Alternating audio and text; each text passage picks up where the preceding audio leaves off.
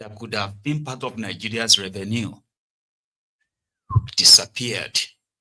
In 8 years, Boko Haram wiped off more than 3 generations and the wealth that they could have built on. The economy that was a 567 or so billion dollars economy, they wrecked it, brought it down to about 320 or so billion dollars. People lost their jobs, lost their savings. Most of their stuff got so devalued, lost their businesses. At the end of the day, poverty spread. But while that is the evidence, APC, Egbekegbe, they are telling Nigerians that if not for them, it could have been worse. There are those who believe. There are those who believe that it's true. If they didn't remove that subsidy, honestly, you don't know. Nigeria would have collapsed because they told them that. It works. When you repeat the lies again and again and again and again, you begin to believe it.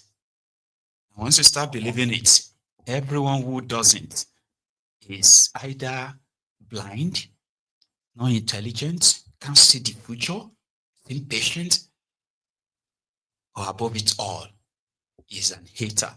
He hates us. He hates progress. By the time they've burned everything down, the rogues who disappeared, where are those with the Boko Haram? Where are they now? Where are those stolen money? Where are they now? But guess what? The ones who are there right now mopping the floor with their destinies and all that, they are doing so because they have enablers who believes that whatever they are doing is for his own future and the future of his own children. So you that is seeing it clearly and differently is considered an enemy. And guess what? This victim did not make that up himself. Oh. Politicians told him that anyone who opposes us with all these promises we have made you is not just our enemy, is your enemy too. That's what actually makes it more complicated.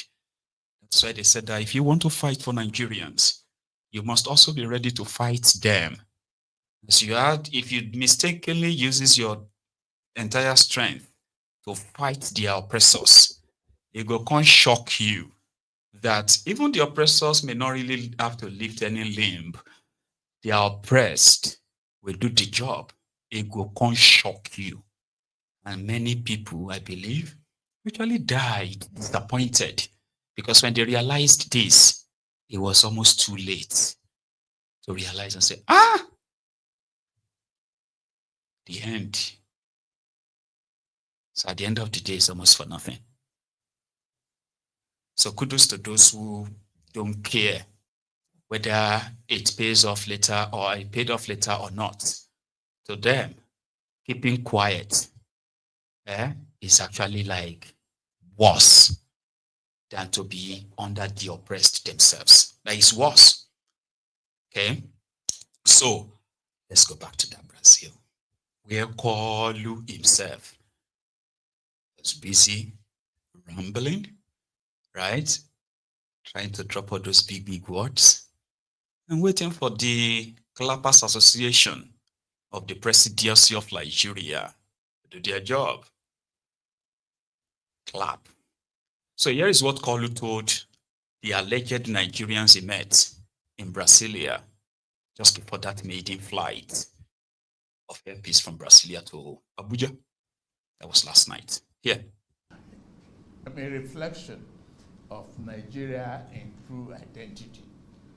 And I want to thank all of you for being who you are and what you are for Nigeria. I salute all the cultural affinities, bonds that existed between all of us, for all of us. And my young lady, how are you? You're fine. Very, very good. Ajiboye, I could see the TV program that you embark on, the campaign of culture, diversity, peace, development, and progress.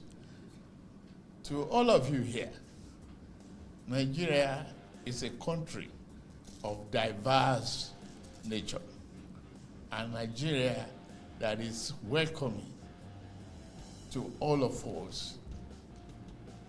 Nigeria has changed from the election that I won.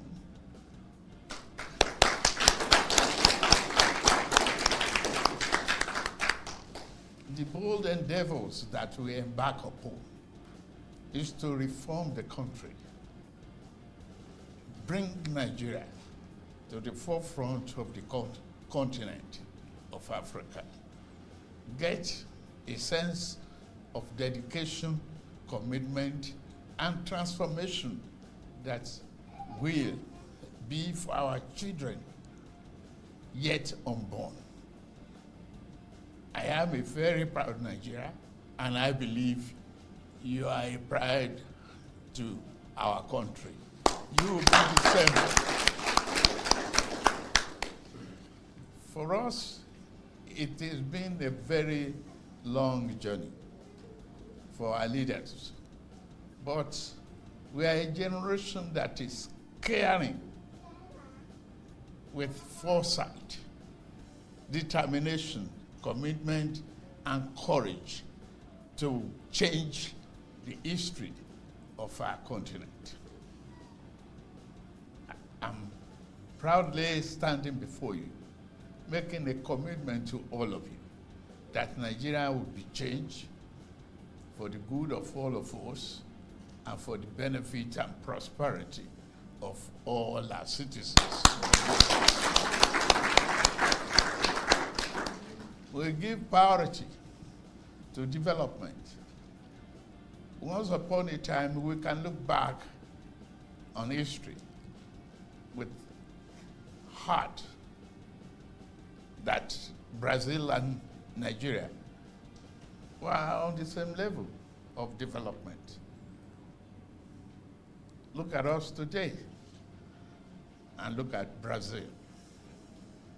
It is necessary for you to be challenged, and we are. Personally, I am challenged, ready to work, ready to bring the image of that country to the same level in the continent.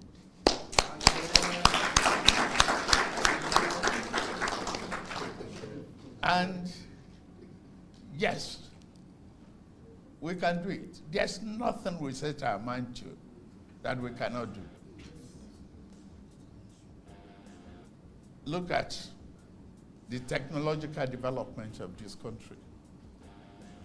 Look at the ability of this nation to achieve food sovereignty. Just imagine.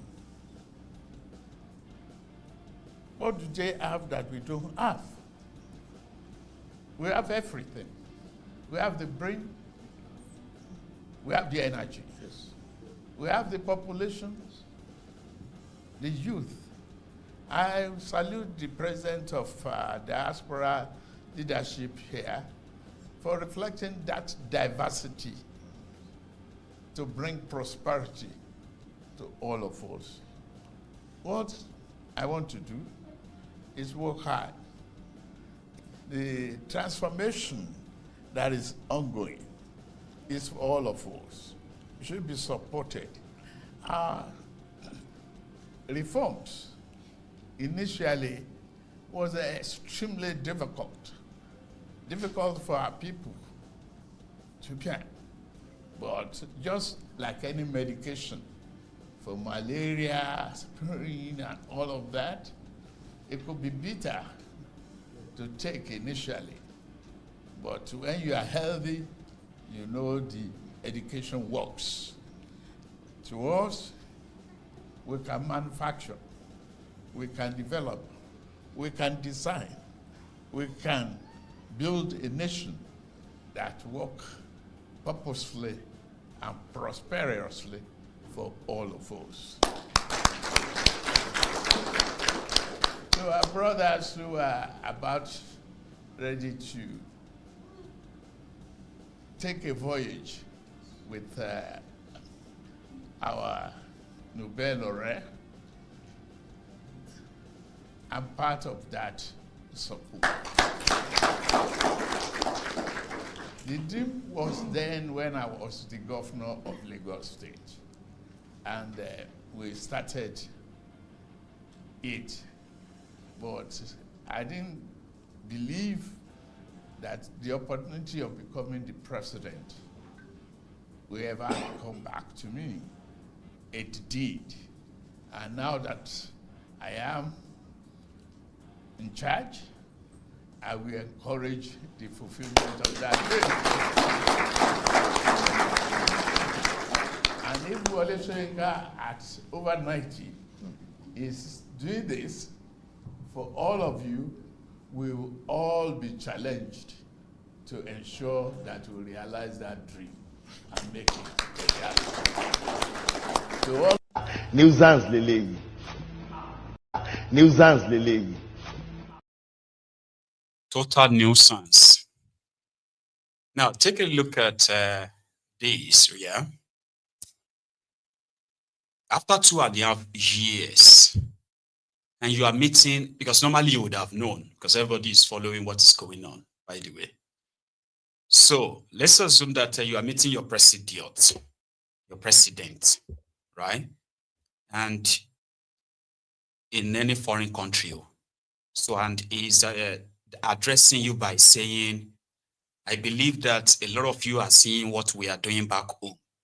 At least for the internet or social media, you can see everything we are doing. Now, what we have done so far, that I believe that a lot of you can still come back and play a very huge role. The issue of insecurity. For the first time in the history of Nigeria, we have currently put up, for instance, we have set up a special tribunal to try all of the captured terrorists in Nigeria from across the country. And so far, so good. In the last 2 years, we have, delivered over 6,000, sort of like, we have delivered judgment that has convicted over 6,000 on different degrees of, their punishment and conviction. And not only that, we have returned more than 5 million Nigerians back to their homes. At least all of you are seeing that on social media, say, yes, we are seeing them, right? So in the area of fighting corruption, because when we came in, we discovered that they've looted the country, this, and that. And so far, so good. In order to let you know, right, when I came in, there was this plan to buy a 5 billion naira yacht, 160 billion naira aircraft, and then to build a new house, 21 billion naira for vice president. All these things, I had to cancel all of them because we just removed subsidy, and we can't remove subsidy and then direct this money into other wastages. So we decided to use the subsidy removal money to do this, and that, especially for the children, the elderly, the unemployed, things that people already know. And you are there telling them and say, well, there are other opportunities. We want you to come back. We want you to know that as for security, as for the police reform, we have carried out police reform. And as we speak right now, every police officer in Nigeria now wears the uniform that has a live camera. So wherever they are going, wherever they are doing, is being captured. So nobody can go and set up or mount any illegal roadblocks anywhere. So for those of you who live here who are worried about that, that is no longer the issue in Nigeria. We are still having issues here and there. However, they are no longer much like widespread. And most of you in that room will be like, that's true. We have heard that too. In fact, we saw the convicted terrorists that are no longer being pardoned. We have seen areas where people have returned back to their homes. These homes have been rebuilt. People have returned back to their farms. No propaganda, no nothing. These are verifiable things. The moves that we have made, we have saved money and we have saved lives. We are still doing it and we can do more. You see, in the area of electricity, we have reprivatized the entire sector. so that governments will no longer, the debt owed these distributing companies, they've been paid. And we did that initially to make sure that money we are taking from the subsidy, we clear some of the local debts that could hamper the economic progress and all that. So all these actions that we took really put Nigeria back on track. So, and there's no way we won't need all of you. You know, even you that seated there will be like, that's true. But no. What is it that this country have that we don't have? What do they, we have the people, we have the population. We can do anything we want. We can be, are you mad, man? You are the president. Are you saying you can? In today's world, right, people can choose to be ignorant or stupid. That's why we call it, stupidity or ignorance by choice. People choose to, right? Or like these liars. Well, here is his minister of innovation. They call this one Minister of Innovation. He's in Brazil too. Listen. You know, in the area of biotechnology, we have over 70 million hectares of arable land. These things, they are not utilized. But looking at, in the area of biotechnology, we are looking at bringing in cotton seeds, cotton seeds that can engage our people gainfully, and then put food on our table, create jobs, create wealth. We have the kind of genetically modified cotton seed here that goes every 5 months you harvest, every 5 months, 4 months you harvest. But the one we have presently in Nigeria, done by my DG, Professor Abdullahi Mustafa, you harvest in 11 months, 12 months. They call it Bacillus transgenicis cotton. But we have a better one here in Brazil, and we have concluded arrangement with Abrapa, to get the seeds down to Nigeria so that our farmers can start harvesting twice in a year instead of once in a year. So you know what that means. We multiply effective wealth, we multiply effect in engaging our youth. So apart from biotechnology and bioeconomy, we are talking of in the area of space. Area of space technology, we are doing very well in space with our brother, the DG, Energy Commission, Dr. Matthew Adekoji coming in. We are one of the leading nations in Africa today in space. So this signing will enhance what we are doing.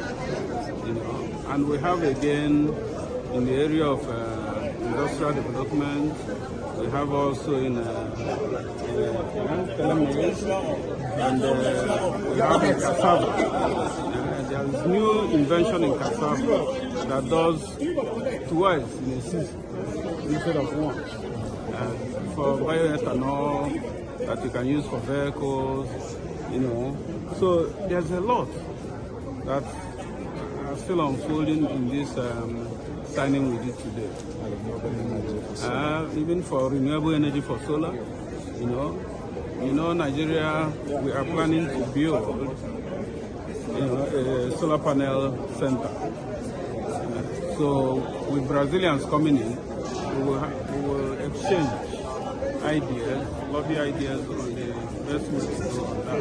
But before now, what we only have is integrating idea between Nigeria and China.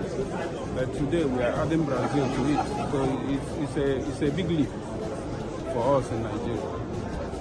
Thank you very much. We owe this achievement to our president for coming from the private sector, because if not that he comes from the private sector, he wouldn't be a listening president. He wouldn't understand it. But today we are very proud of him, because coming from the private sector gives us, the advantage of talking to a man who understands it. So we are. Nuisance leleyi. Nuisance leleyi. He's talking about GMO. But this dishonest bunch are not bold enough to look at their citizens in the eyes and say, oh yeah, we are looking at genetically modified organism because they can yield more this, they can yield more that. The discussion about the GMO into Nigeria, let me tell you something. Do you know that this GMO, that? The guys, Bill Gates especially,